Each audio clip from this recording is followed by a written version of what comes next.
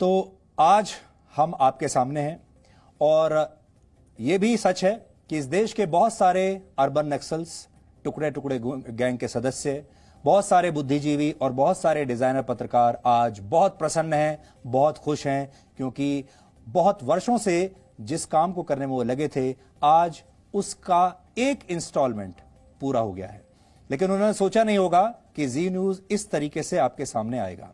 जो लोग जी न्यूज को निशाना बनाने में जुटे हैं, उन लोगों को राष्ट्रवाद से बड़ी चिढ़ है। देश के समर्थन में जो भी बातें हो सकती हैं, ये लोग उन सभी बातों का विरोध करते हैं। अगर आप कश्मीर में पत्थरबाजी पर सवाल उठाते हैं तो ये मानव अधिकारों की बात लेकर आ जाते हैं।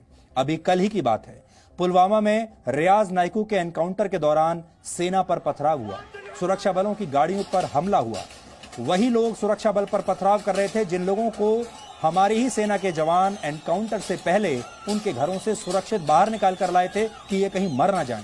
लेकिन यही पत्थरबाज हमारे देश के बुद्धिजीवियों के और टुकड़े टुकड़े गैंग के हीरो बन जाते हैं और इन्हीं पत्थरबाजों की तस्वीरें खींचकर ये बताया जाता है कि कैसे कश्मीर में आजादी की लड़ाई चल रही है। इनकी तस्वीरें खींचकर बड़े बड़े पुरस्कार ले लिए जाते हैं। ये तस्वीरें एक बार फिर से देख लीजिए। पिछले 24 घंटे की तस्वीरें हैं और हमारे देश के जो लोग जिन्होंने ये एफआईआर दर्ज कराई है, जो टुकड़े गैंग के सदस्य हैं, वो चाहते हैं कि यही तस्वीरें पूरे देश से आपको देखने को मिले। अब आप याद कीजिए, जब नया नागरिकता कानून आया था CAA, उस दौरान आपको दिल्ली में भी ऐसी तस्वीरें देखने को मिल रही थी, मुंबई में भी ऐसी तस्वीरें देखने को मिल रही थी, देश के हर कोने में आपको ऐसी ही तस्वीरें देखने को मिल रही थी। ऐसा लगता था जैसे आप हर जगह, हर शहर में एक नया कश्मीर निकल कर आ गया। वर्षों पहले जो पत्थरबाजी कश्मीर में होती थी, वो दिल्ली में हो रही थी, देश के बाकी बड़े बड़े शहरों में हो रही थी। यही इनका सपना है और यही ये लोग चाहते हैं। इनकी तस्वीरें खींचकर यह बताया जाता है कैसे कश्मीर में लोग संघर्ष कर रहे हैं, कैसे सुरक्षा बल अत्याचार कर रहे हैं, और इन्हीं तस्वीरों को खींचकर इन्हें मानव अधिकारों की लड़ाई का प्रतीक बनाकर फिर पुलित्जर पुरस्कार जीत लिए जाते हैं। और बड़े बड़े नेता, बुद्धिजीवी, डिजाइनर, पत्रकार इसी के दम पर अपनी दुकानें चलाते हैं। इन सब लोगों के लिए ये एक इंडस्ट्री है, ये एक उद्योग है और हमारे जैसे लोग इनके इस उद्योग को बंद कराने में लगे हैं। हम इनके दुकानों की शटर गिराने में लगे हुए हैं, इसलिए हम इन्हें चुभते हैं। हमारे पास आज कुछ लोगों के रिएक्शंस आए हैं इस पूरे मुद्दे पर। हमारे देश के कुछ नेता भी आपसे बात करना चाहते हैं, कुछ और लोगों ने भी हमें अपनी प्रतिक्रियाएं भेजी हैं। आगे बढ़ने से पहले हम चाहते हैं कि आप इन प्रतिक्रियाओं को भी देखें। सुधीर चौधरी जी के ऊपर जो सीपीआई द्वारा एक जो एफआईआर लगाया है केरला में, मैं उसकी भर्त्सना करता हूं। सुधीर चौधरी एक बेबाक पत्रकार हैं और हर बात को वो बड़े बेबाकी से रखते हैं। उन्होंने इस प्रकार के कई विषय उठाए जो कि लोगों को शायद अच्छे नहीं लगे होंगे, और ये फ्रीडम ऑफ एक्सप्रेशन है। अगर प्रेस इस प्रकार के विषय नहीं उठाएगी तो कौन उठाएगा?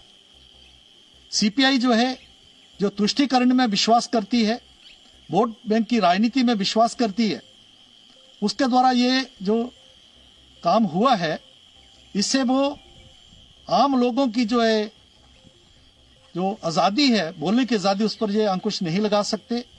मैं उनसे पूछना चाहता हूं कि अगर खबर जम्मू की थी, जम्मू कश्मीर की थी, तो ये एफआईआर केरला में क्यों लगाया गया? मैं सर्वप्रथम सुधीर चौधरी को धन्यवाद दूंगा कि घबराने की जरूरत नहीं है। देश की जनता राष्ट्रवादी चैनल के रूप में जी को देखता है और सुधीर चौधरी को देखता है। जो दिखाया गया था कश्मीर का जमीन हड़पने का, एक खास समाज को देने का, पता नहीं किस केरल को क्यों इसके लिए तकलीफ हुई। केरल की सरकार क्या उसकी सजा इनको दे रही है जब उन्होंने लव जिहाद की बात दिखाया था? अगर हिम्मत था कम्युनिस्ट पार्टी को तो वो कश्मीर में ही इस पर केस करता। बहुत बड़े पैमाने पर मीडिया को सप्रेस करने की कोशिश चल रही है और कुल मिलाकर मीडिया अपने खिलाफ कुछ नहीं दिखाए। इस प्रकार से मुझे ऐसा लगता है कि हमारे लोकतंत्र पर ये एक बहुत बड़ा हमला है हमारे लोकतंत्र पर, एक बहुत बड़ा प्रश्न चिन्ह इससे तैयार होता है। अभी हमने महाराष्ट्र में 3 अलग अलग मीडिया के साथ किसी को अरेस्ट किया गया, किसी को नोटिस दी गई, किसी के ऊपर वहां पर ऑफेंस रजिस्टर किया गया।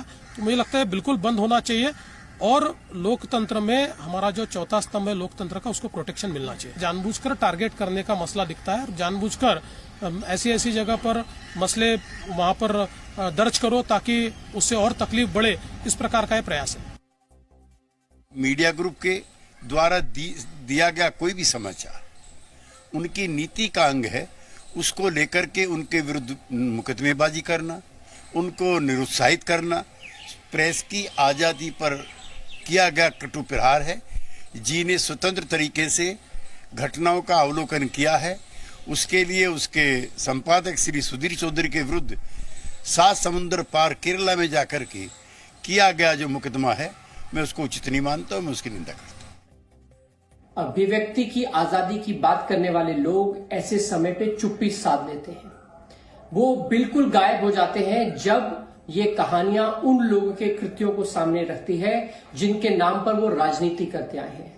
सेक्युलरिज्म का चोला पहनकर राजनीति करने वाले ये दल और अभिव्यक्ति की आजादी की बात करने वाले वे लोग सुधीर चौधरी जैसे पत्रकारों के साथ खड़े दिखाई नहीं देते, लेकिन हिंदुस्तान सुधीर चौधरी जैसे पत्रकारों के साथ खड़ा हुआ है और खड़ा रहेगा। सुधीर चौधरी जी जो जी न्यूज के इस समय एडिटर हैं और वो जिस प्रकार से काम कर रहे हैं, वो देश के हर उस व्यक्ति पे जी न्यूज चोट कर रहा है जो लोग अभी तक समझते थे कि बस ऐसे ही चलता है। दूसरे के हक लेना, इंक्रोचमेंट करना, सरकारी व्यवस्था को गलत ढंग से उसका दुरुपयोग करना। तो जब से जी न्यूज ये सब खुलासा कर रहा है, कुछ लोग परेशान होंगे ही होंगे। जी न्यूज बिल्कुल इसमें न घबराए। जो भी आप खुलासा कर रहे हैं वो देश में जो माहौल है वो उसके अनुरूप है। आप जब किसी का करप्शन उजागर करेंगे तो करप्ट लोग तो बहुत तेज घात करते हैं, लेकिन अब ये केरल की जनता भी देख रही है कि वहाँ के सरकार ने, उस पार्टी ने दिखाया क्या है और किया क्या है। डीएनए में सुधीर चौधरी जी द्वारा दिखाया गया जम्मू के अंदर लैंड जिहाद, जो कि माननीय हाई कोर्ट, जम्मू कश्मीर के ऑनरेबल हाई कोर्ट, ऑनरेबल जजेस ने उसकी सुनवाई करते हुए जम्मू कश्मीर गवर्नमेंट को फटकार लगाई थी कि ये क्या हो रहा है, ये रोशनी के आड़ के अंदर लैंड जिहाद हो रहा है। और जम्मू कश्मीर हाई कोर्ट ने कितनी रजिस्ट्रीज कैंसिल की, कमीशन बना है, उसकी पूरी रिपोर्ट आ रही है। पूरा पॉलिटिकल माफिया इसमें इन्वॉल्व है और उसकी आड़ में केरल के अंदर कम्युनिस्ट पार्टी के यूथ विंग एफआईआर लगाएगा। ये दुख कोई और है, दर्द कोई और है।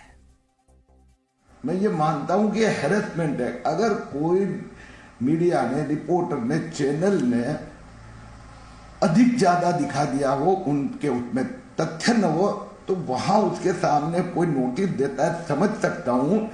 लेकिन ये तो टेररिज्म क्रिएट करना, यानी 10 जगह पे देश भर में अलग अलग जगह पे उसके खिलाफ कंप्लेंट करवाना और उसके ऊपर एक मानसिक और फिजिकल दबाव पैदा करना, मुझे लगता है कि इस बारे में संसद ने भी सोचना पड़ेगा।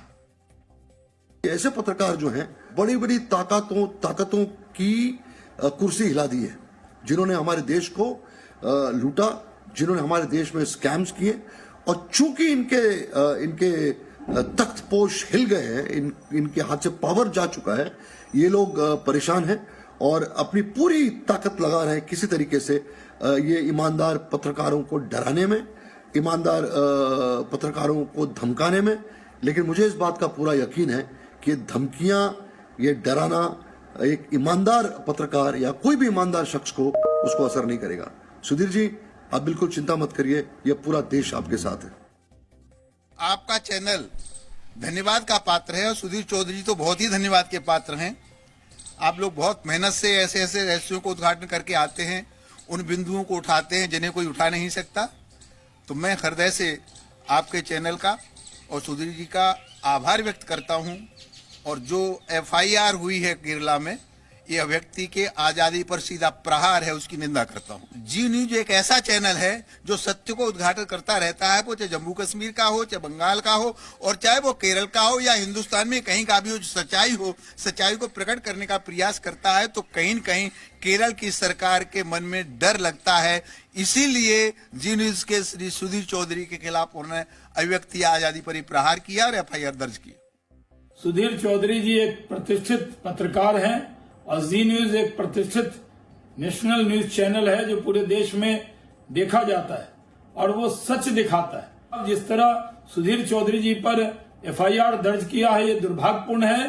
केरल की सरकार को चेताते हैं कि कम्युनिस्ट पार्टी की सरकार इस तरह से कोई राष्ट्रवादी पत्रकार के साथ इस तरह जुल्म ज्यादती और एफआईआर करेगी तो देश चुप नहीं बैठने वाला है। तो आपने देखा, ये खबर आई जम्मू से और एफआईआर हुई केरल में।